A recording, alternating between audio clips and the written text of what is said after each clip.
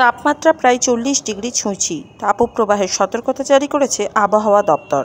গরমের হাত থেকে বাঁচতে সব জায়গাতেই নেওয়া হচ্ছে বিভিন্ন ব্যবস্থা।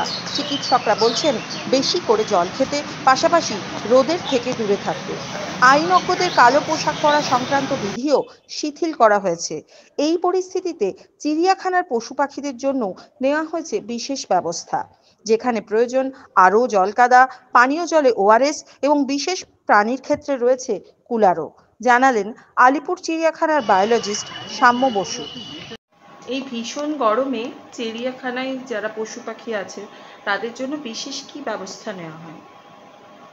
আমাদের চিড়িয়াখানায় তো বিভিন্ন ধরনের পাখি যেমন আছে, সরীসৃপ আছে, স্তন্যপায়ী আছে, প্রত্যেকের জন্য আলাদাভাবে আমাদের চিন্তা ভাবনা করতে হয়।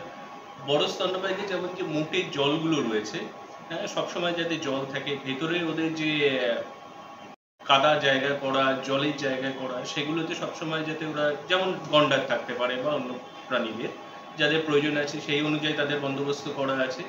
এবং খাবারের মধ্যে এদের যেগুলো হয়, যে তরমুজ বা রসালো ফলের পরিমাণটাকে বাড়ানো হয় যাতে ওয়াটার রিকোয়ারমেন্ট এবং আদার্স নিউট্রিয়েন্টসগুলো এরা গরমের সময় পেতে পারে।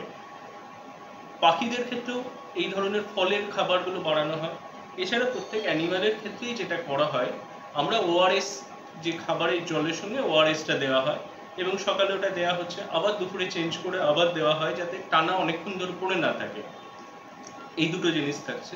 এবং পাখিদের এনক্লোজারে বিশেষত যেটা থাকে, আমাদের স্প্রিংকলার রয়েছে, সেই স্প্রিংকলার চালানো হয়।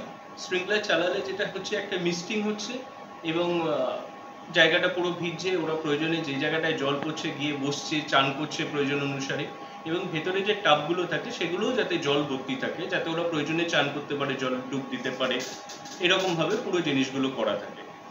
আর এছাড়া হচ্ছে আমাদের রেপটাইল সেকশনে, তাদের তো গরমকাল এমনি ভালোই লাগে, তা সত্ত্বেও কিছু কিছু সাপের রয়েছে যেখানে আমাদের জলের প্রয়োজনটা হয়, তার কারণ ভিজে একটু জায়গা ওদের দরকার হয়, খুব শুকনো জায়গা হলে অসুবিধা।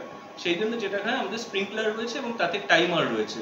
কোনোটায় প্রয়োজন অনুসারে একটা সাপের থেকে অন্য সাপে হয়তো আমরা ভ্যারিয়েশন করে রাখি, কোনটা কার কীরকম প্রয়োজন সেই অনুযায়ী, কোনোটায় 2 মিনিট, কোনোটায় 5 মিনিট করে স্প্রিংকলার চালানো থাকে টাইম অনুযায়ী।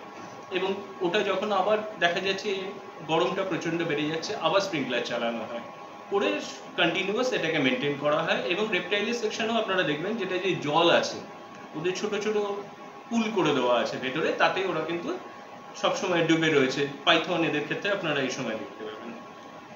এছাড়া আদার্স যে কার্নিভোর বা এদের জায়গা রয়েছে, যেটা হচ্ছে তাদের ডায়েটে কিছু পরিবর্তন আনা হয়। জলটা পুরো গরম হয়ে যাচ্ছে, তাতে পাখির অসুবিধা হচ্ছে। এখানে আমাদের হাঁস রয়েছে, বিভিন্ন বিদেশি মাইগ্রেটারি আমাদের যেগুলো দেখতে পাওয়া যায় সেই রকম হাঁসগুলো রয়েছে। ওখানে বোট রয়েছে, পিছিয়ে আছে,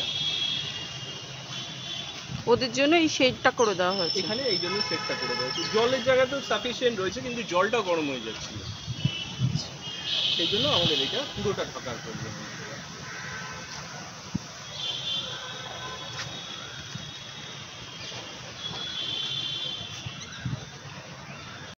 এদের তো আমাদের খাবারে যেমন টক দই ইত্যাদি এই সমস্ত যেমন দেয়া হয়, ডায়েটে যেমন চেঞ্জ আসছে, ফল, রসালো ফল ইত্যাদি, জলের সঙ্গে যেমন ওআরএস, তেমনি যেটা করা হয়, আমাদের হিমালয়ান ব্ল্যাক বেয়ারও রয়েছে। তারা তো ঠান্ডার জায়গায়, হিমালয়ান ব্ল্যাক বেয়ারের জন্য সেই জন্য প্রয়োজন অনুসারে যদি টেম্পারেচার একটু বেড়ে যায় তখন কুলার চালানো হয়।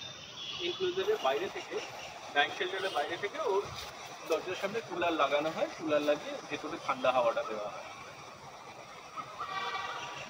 টেম্পারেচারটা ঠান্ডা থাকে। এমনি শেড রয়েছে, তার উপরে ভিজে বস্তাগুলো ওরা দিয়েছে, গানি ব্যাগ, যাতে টেম্পারেচারটা অন্তত ঠান্ডা থাকে।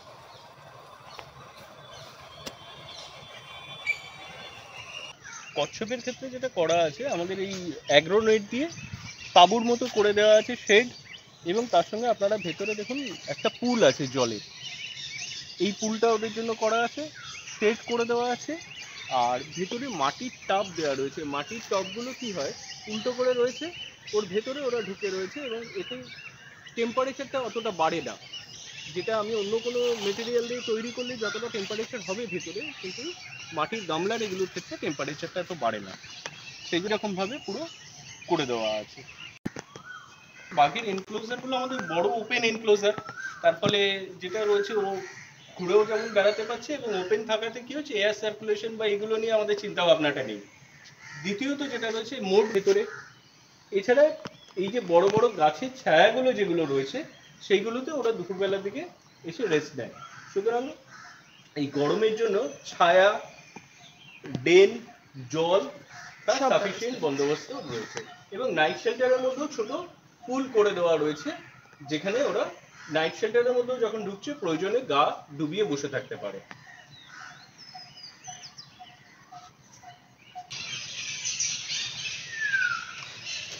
সেটা আমরা পুরোনোভাবেই আগে থাকতে আমাদের 60-40 রেশিওতে সেট করাই থাকে। এইগুলোকে আমরা অ্যাডিশনাল এই সামারের জন্য যে মেজার্সগুলো নিয়েছি।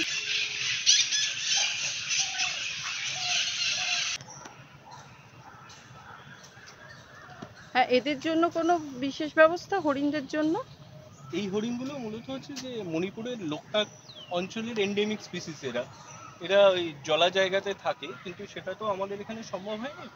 এখানে যেটা করা আছে, এদের মেলের একটা স্বভাব হচ্ছে সারা গাটা দেখুন আপনি কাদা মাখা রয়েছে, মেলের ক্ষেত্রে এই স্বভাবটা রয়েছে, সেই জন্য পেছন দিকে কাদা এবং জল দিয়ে জায়গাটাকে সম্পূর্ণ ভিজে কাদা কাদা করা হয়, যেখানে ওরা গিয়ে বসে থাকে।